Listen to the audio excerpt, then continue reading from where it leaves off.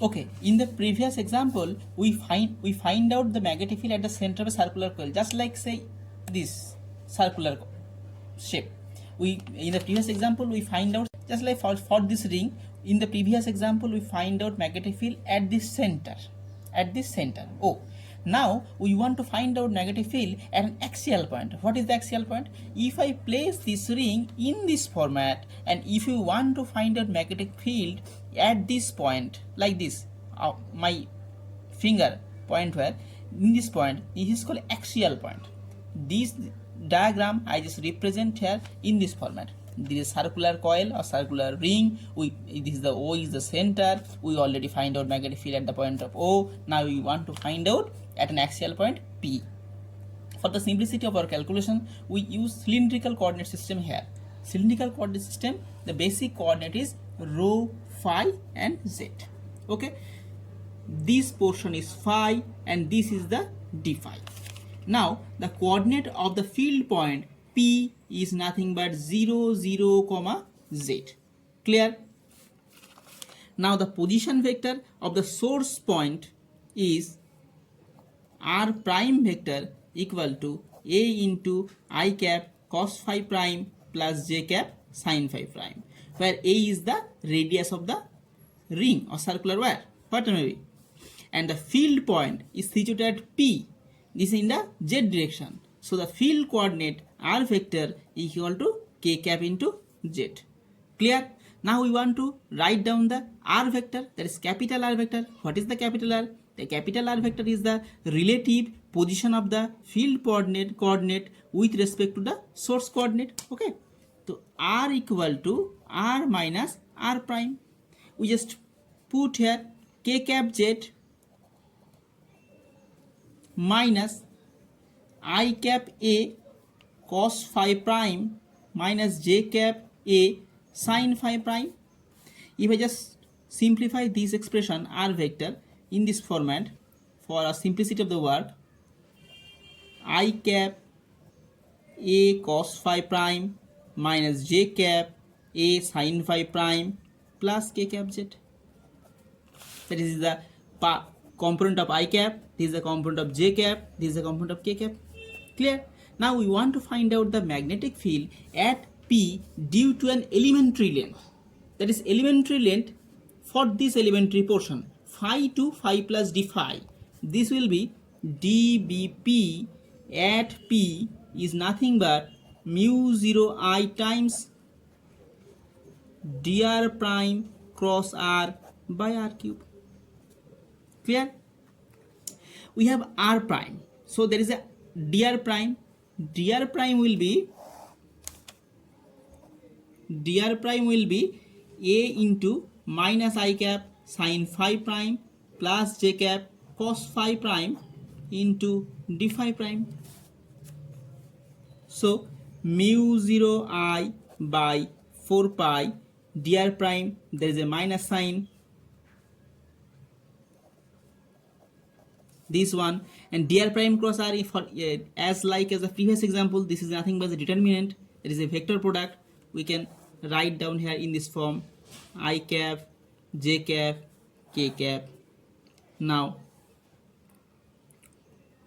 dr prime first component is minus a sin phi, we put here minus sin phi prime, this is cos phi prime, this is 0 because there is no component of k cap or z axis component, and the rest another row like in the form minus a cos phi prime minus a sin phi prime and z, this one, and by r cube. What is r cube? This is r. We know the expression of r, that is mod r equal to root under z square plus square cos square phi prime plus square sin square phi prime. Now we all of you know the relative coordinate r vector equal to minus I cap a cos phi prime minus j cap a sin prime phi prime plus k cap z. What will be the modulus of r? Modulus of r is the r equal to root over x component square, that is square cos square phi prime, y component square, that is square sin square phi prime, and always the third component square is z square. I just write down the third term first. not intentionally. The final expression r equal to root over z square plus square. Now put here, there is r cube, so z square plus square whole to the power 3 by 2. This is the final expression of dBp. We just manipulate here mu 0 I by 4 pi a d phi prime. This portion gives you I cap z cos phi prime, j cap z sin phi prime plus k cap a.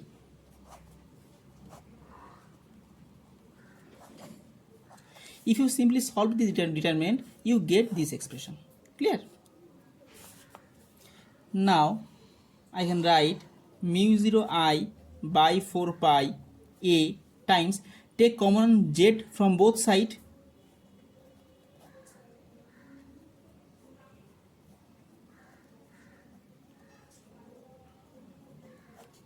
this one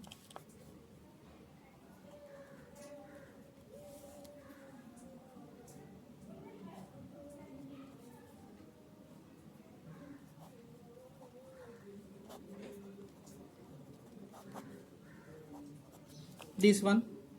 Okay,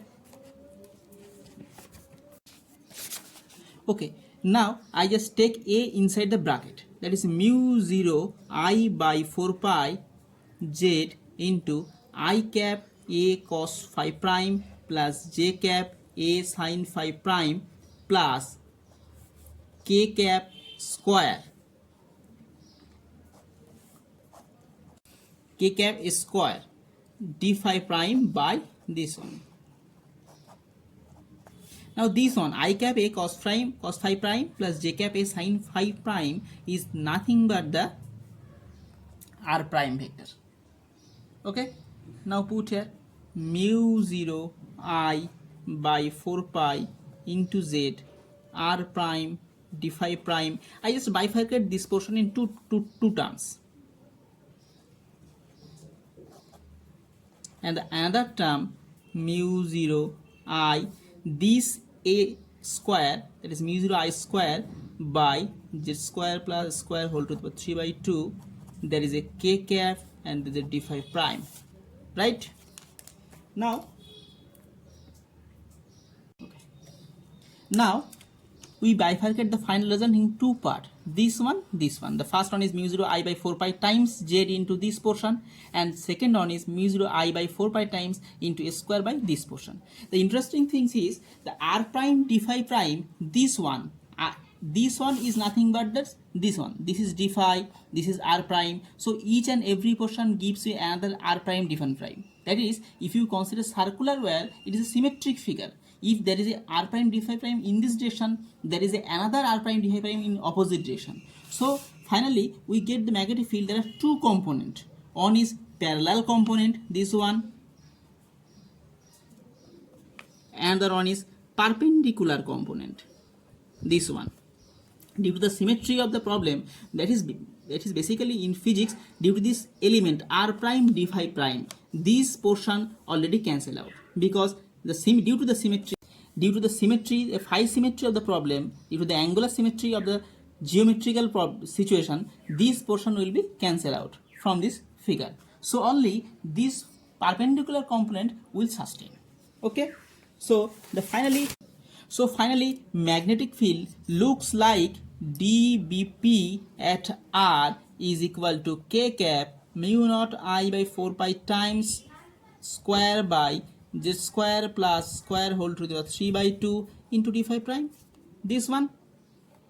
We want to find the total magnetic field at the axial point P due to the whole circular wire. Now the magnetic field BP at r is nothing but integral over dBp at r, which will be k cap mu naught I by 4 pi integral square by z square plus square whole to the 3 by 2 into d phi prime. But all these are fixed. A, Z, A, all of this fixed. So we have to integrate only phi prime only.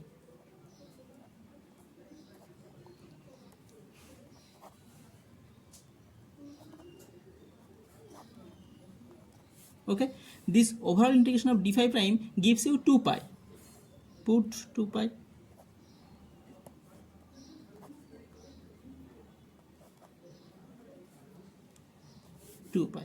Cancel from both sides. Finally it will be k cap mu naught I by 2 square plus square whole to the 3 by 2 into square. This is the magnetic field at an axial point due to a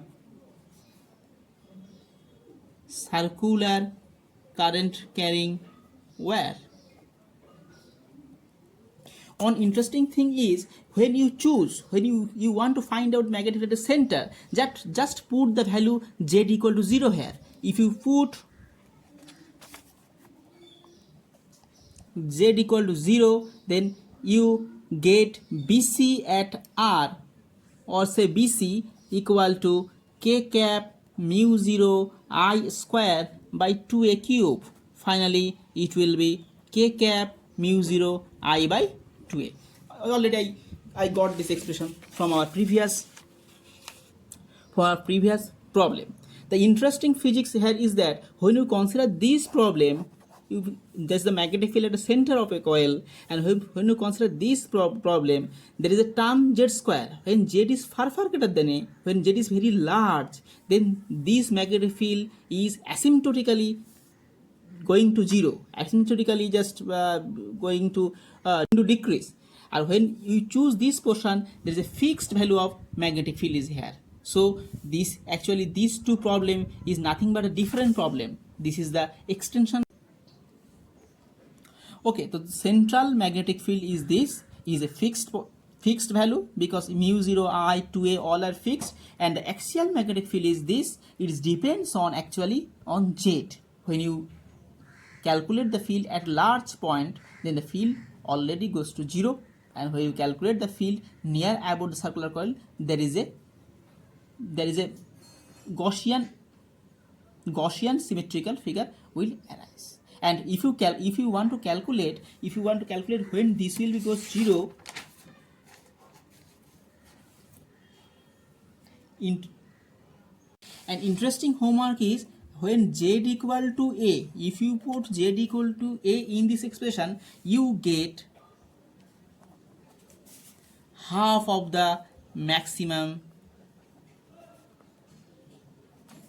value of the field. What will be the maximum field? Is nothing but the BC. BC is the maximum field. When you put z equal to a, this is half of the field. So all these problems are correlated to each other.